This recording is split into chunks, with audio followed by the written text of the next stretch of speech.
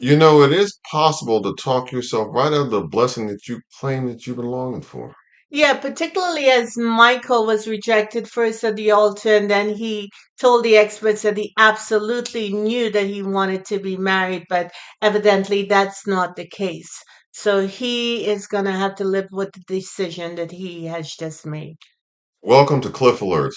Today we're going to be talking about Lifetime Network's reality-based TV series, Married at First Sight, season number 17, episode number 23. So let's just get right to it. Chloe met with Cesar, her friend, at Right, a restaurant, right. and he was excited for her because he knew decision day was coming up, and he asked her whether she was excited. And she said, maybe not as much as she might think, because there are some hesitations and reservations, not only on Michael's part, but in truth on my part as well. Yeah, and Cesar was surprised. He hmm said a I think he couple. was caught off guard. Yeah, he said a couple of days when he met her, she was excited about hmm decision. Then he's hmm surprised that Michael is scared and hesitant as well, hmm and he wanted her to try to get back to that joy, but she said that because he seems scared, that she's scared as well.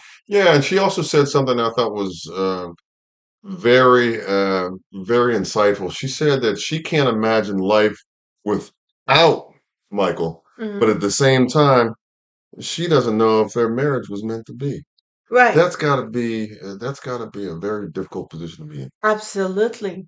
Final meeting of all the Group gathering, couples. yep. Austin asked Michael whether he and Chloe were still together, and I was stunned by that. Is he equating Michael's relationship with his? Oh hell no! Even Chloe looked a little salty by that question, Mhm. and Michael said, "Well, although they're having challenges, he wouldn't go through it with any other person but Chloe." And she Yes, said the same, etc., etc., etc. right, exactly. So then we see Michael meeting with his friend Sam, who is a married man, Right. to sort of get to the bottom of where this doubt is coming from. And Yeah, basically, the doubt is him overthinking stuff in his head. and I thought in this segment, Sam gave Michael some really, really good, sound advice. He basically told Michael, "Hey, look, your emotions are fear-based. I hear what you're saying about not being in a place where you feel like it's right to continue on with this marriage based on where you are emotionally. But you know what? You need to look beyond all of that. Hmm. You need to focus on the positives that you found in your wife, in your spouse, and understand that nothing is certain, in terms of heading into the future, but you got to go in with positive expectations. What does she mean to you? Does she make you laugh? Is she a Exactly. good person? Is she there Is for you, she there for supporting you? Does she have your back? Right. Your issues are more internal than anything else right about now. It's all in your head. Right. And You gotta get over that fear. Fear will have you thinking, should I be doing this? Yada yada yada. All you have to do is shut up. and not only Focus on those low and things. not only what you just said, but he was insightful enough to tell Michael right then and there, hey, look, man, based on what I've seen, if I were you and walking in your shoes in this position, I would say yes. I have no idea what's the backstory, but right through here, it seemed like he just caught up in a whole lot of doubt. He, in his mind, wants to feel a certain way, have assurances about stuff. But one thing's for sure, when you get married in the early years, you don't have assurances on anything except that you love each other and you're going to try to put one foot in front of the other. It's the journey. Not the destination. Not the destination, it's the journey. Yeah, I think he lost sight of that, and I think he was giving more weight to what his emotions are rather than paying attention to what he's actually processing in front. It's like his head is lying to his heart and he is believing it. Chloe gets a cabin prior to decision day. Try to connect before. Because there's tension between them. Right, exactly. And later on, we see them separating so they can spend the night by themselves to figure out what they're going to say on decision day. It's a different kind of woman who would look at a man that looks like Michael, who dresses like Michael, and accept him the way he is. And how often do you run across people who do that? That's what I'm talking about. Okay. That's like a needle in a haystack right there. I did not like what this dude, how he presented himself in these shows. Again, a woman who accepts him as he is. His bony, hairy leg. When he looked at himself, he said, "Oh, this is what the viewers want to see." With the what is Stacey Adams or wingtips? I'm saying what the Based on your sensibilities as a woman who check out the finer aspects of men's haberdashery, it was fashion faux pas as far as you was concerned. yes, All righty, it was lacking. you got a witness. Got a witness because I thought that he had on half a tux.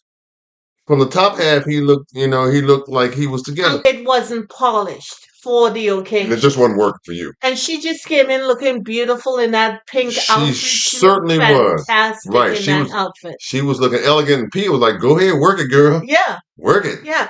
So when they got with the experts now prior to them coming through, Dr. Pepper said that she remembered when he was mismatched with the first woman, and when asked whether he wanted to them to try to find another woman, he was so certain about yes, this is what he wants to do, and he knows for sure this is what he wants to do, and he's committed to it. And now she's puzzled as well as to what happened. Pastor Cal said they've seen um marriages work successfully with less than what Michael and Chloe has right now. So they should fight for this. Yes. Dr. Pia talked about their maturity. Maybe that's going to pull them through. However, when they both showed up, they sat down and immediately Dr. Pepper asked Chloe where her heart was.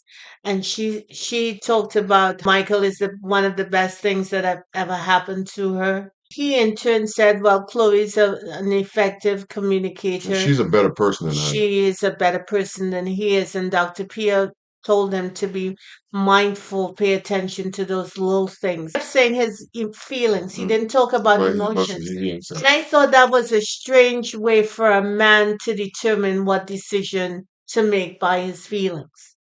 Yeah, because a lot of cats are not in tune and or in touch with those, so they don't necessarily those are not go-to areas for men as it relates to decision making. Exactly. So when they get with a woman, they know they gotta, sort of finesse it because that's what is required with their partner. Most brothers don't make decisions based on how they feel.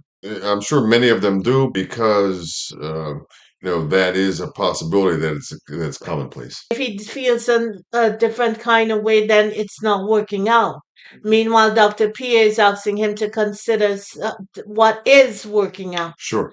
And he's not doing that because he said his compass is his feelings. And anyone whose feelings is their compass, they're gonna live a kind of life that's wayward, not very pleasant. Right, and wayward. Yes. And make some bad decisions Up based and down, in and out, based on because your feelings can be based on a lie. And meanwhile, you're following that lie to your destruction. Or to a place where you don't want to be. Exactly. Yeah, you can't let feelings rule you. Right. It's not to be discounted, not that you shouldn't consider them, but you just have to give them their proper weight. Right. And you have to look at all the aspects of what decision you're getting ready to make, as well as use your intuition and prayer. Yeah, the decision making process requires a lot more than just feeling. As the sole variable, that's foundational to that decision. Right. Because if you don't have a sound mind, your feelings could be coming from a raggedy point of view and not what's actually relevant at this time. Agreed. So he said that's his compass, and his compass is all about his feelings. And right now, he said he does not feel that he is a person who should be married. And that Chloe deserves better. Right. in terms of what she requires and all.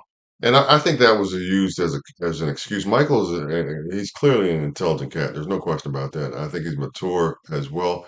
I just think that he made a bad decision at the wrong time. Once he gets some distance and time away from this, we'll probably come to what I believe is the same point that Orion did. Okay, but wouldn't admit it because Orion is not nearly, from my vantage point, as mature as somebody like Michael is.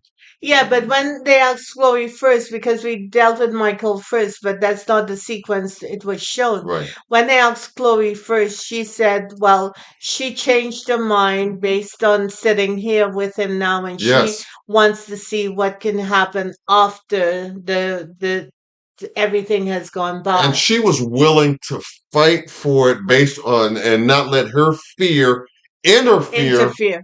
with her shot at happiness. Like that step, one foot in front the other. Absolutely. So And she was walking from my vantage point, she was walking by faith. yes, she By said faith. she needs the man she's with to have that same energy to be in it or not at all. He was on the other end of that equation the first go around. I'm so surprised that he would turn around and do that to somebody else when he was on the receiving end of that the first go But around. what I know for sure is this: Dr. Pio was right. They were having talking but saying nothing. They were not going deep. And secondly, whenever a man who has an opportunity to introduce you to his mama comes up with a whole lot of excuses, there's something behind that. Yes. And perhaps he knew that he wasn't going to stay the course. So mama was not an important piece to bring in to this situation. I could be wrong. I think you are spot on with that part of it. Guys have different motives for why they make the decision that they make, and they may or may not reveal them to people. But one thing's for sure: once they've made that decision, you can definitely be sure of what that decision was based on their actions. 0-5. Ofer. My prediction record was all kinds of raggedy as well. I think these couples or these individuals had their own agenda. I agree. Formative art, Exactly. entertainment.